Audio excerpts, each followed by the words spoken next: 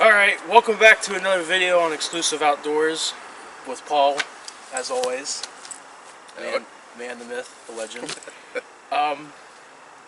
So what we're doing today is we're back with our hunting grounds, as we want to call it. We don't want to give the location away for some local people.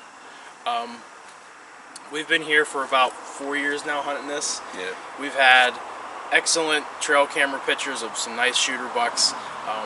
Even some nice video footage with the actual camera while hunting in the stands, but we've never been able to fully connect with an actual decent buck. Other than the first year I hunted this, I missed a nice one, and then you missed the cinnamon, as we call it. He had some nice dark brown horns, but the problem is how we go into where we're hunting. There's a lot of pressure, and every time we're walking through a lot of the bedding areas, which we're bumping the deer out. So that's a major problem. So what we're going to do is we're going to try to go through the backside. We're trying different routes to see if we can go to the places that nobody else wants to go. A little out of the way, real thick and nasty stuff. We're going to see if we can find some trails. It's still early, but we're just going to scout everything out. We can't hang any stands or nothing. I don't think we're going to really put any stands out here this year. We can't do that till 2 weeks prior to the season starting because it's state game land. So I have a trail camera. We're going to be hanging up another trail camera back there. We're probably not going to be checking it a whole lot like we usually do. Yeah, we're going to leave it soak. We're going to make sure that we're not going to just try to keep out of the woods as much as possible. Yeah. Small game season starts. Squirrel season starts September 11th here in Pennsylvania, so we're probably not going to do any squirrel hunting up there. We're probably going to focus on this more the rut than anything. Maybe a little pre-rut, but yeah, that's pretty much what we're going to do. Just try to get everything ready for the season. We already started shooting the crossbows and everything, so great. But we're going to put the camera down. We're going to start our long hike back to where we got to go. But we'll get some footage of some cool stuff going on through there, hopefully. So.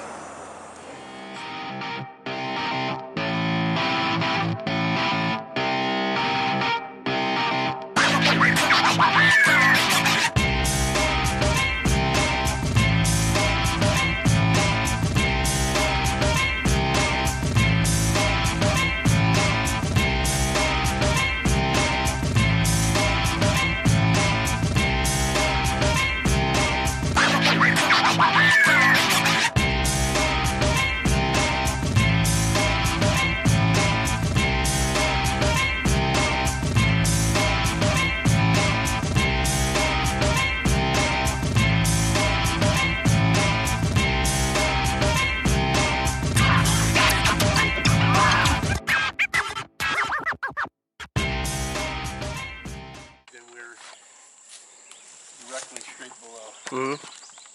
Here.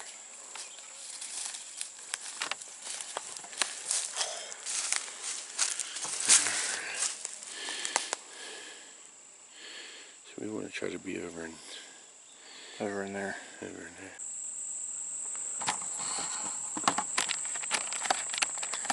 So me and Paul are in these woods that we're checking out, and you can see how thick it is.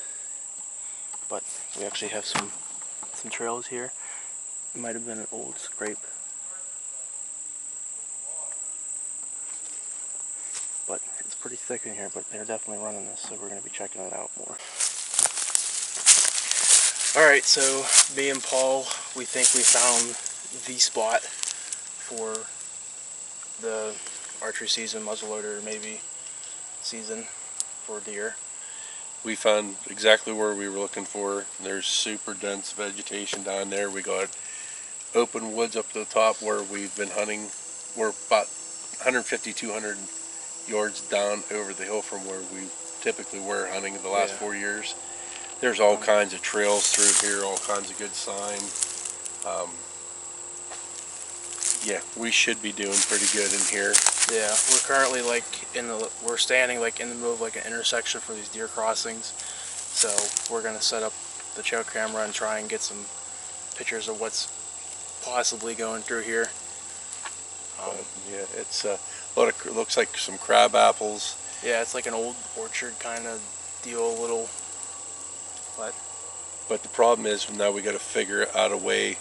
We've walked through some serious vegetation, and now it's not going to be feasible to get through there during hunt season carrying everything. Right. So we got to try to figure out the best route to come down here, especially we got to mark it on the GPS and everything. So we walked about 3/4 of the mile back to try to follow the water to see if we can sneak around. Not an option. There was no bank, no nothing. We'd be walking in the water. So we came back up. We used the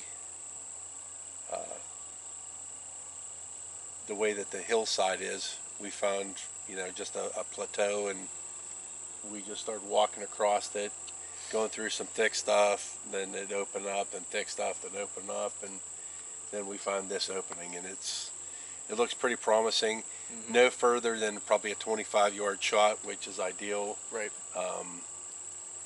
Deer that are coming through, they're not going to be able to really, we're going to probably put a blind in here, they're not going to be able to spot us. They're going to, especially if we're grunting, like John was saying, if we're grunting or rattling, there's a good chance that we can get some bucks coming in here. Mm-hmm. They're not going to be able to see what's going on. They're going to want to come and investigate, which could give us a good opportunity. So kind of here's what we're looking at right now. It's just kind of like a little opening, but then it's just surrounded by this thick, gnarly, this vegetation and stuff. But the hardwoods is about 150, 200 yards up the hill. Right. Where we usually hunt this land is up on top of this hill, and that's where we've been seeing some bucks. And I've even had bucks come out of this, up out of there. So, but we're thinking this is going to be the location. Minimum pressure. Nobody's going to want to walk back in here. Very overlooked area. Nobody wants to put in this much work and walk this far to get in to shoot some big bucks. But hopefully this trail camera puts out some good pictures of stuff coming through here. Whether it just be does, if there's does here, there's going to be full body mature whitetail. That's right. Doubling up first day. We can get a good old heavy 7. Heavy 7, old swamp donk. What we've been using for is, how we've been kind of tracking our route in and out of here and marking. Paul's been using the HuntStand app. He has the HuntStand Pro edition, so it tells you wind direction, property zones, all that good stuff. That way you're not on someone else's property when you're hunting. You can mark trail camera spots. You can mark stands, blinds, trails. We both have it turned on. We can see exactly where the other person is at all given time. Right. Nice option to have. You can share. Can't you share locations? Yeah. You can. As soon as you have to turn it on, then you share your location. Yeah. And it doesn't matter where anybody's at. If they have the app open, they know exactly where you're at. Yes. That if you are hunting by yourself by chance, and if something happens, you're in the woods, Paul would be able to tell you where you're at, just in case of an emergency or something like that. But yep, we've been using HuntStand for what, little year? Last year was the first year. Yeah, this is our second year using it, and me and Paul really like it. Yep, absolutely. So we're gonna put the camera down, hang up the trail camera. We'll try and find our way out of here. I'll try and get some documentation of us busting through, but then we'll see you up on top of the hill. All right, so we're back to the parking lot after walking. Was it almost a mile? Mile and a half. Mile and a half. We decided to walk back up over the hill and back the original way we come in and out of when we usually hunt this ground. So we're thinking that's going to be the ticket on getting in and out of that spot, is just going up that big steep hill and then cutting across and back down over instead of walking the whole length of the trail. Can I get it? Oh, I can get a close up. What is that? Somebody knows what this thing is, comment in the comment section. Well, you just... First miss of the year. You just jinked us. You missed that. We're going to miss a big old deer now. Unreal. But,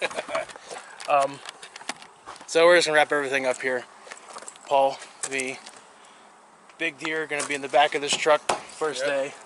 Hey, and remember, keep it exclusive. If you need to keep an eye out for this sticker on my truck. But catch you in the next video. Till next time, keep it exclusive.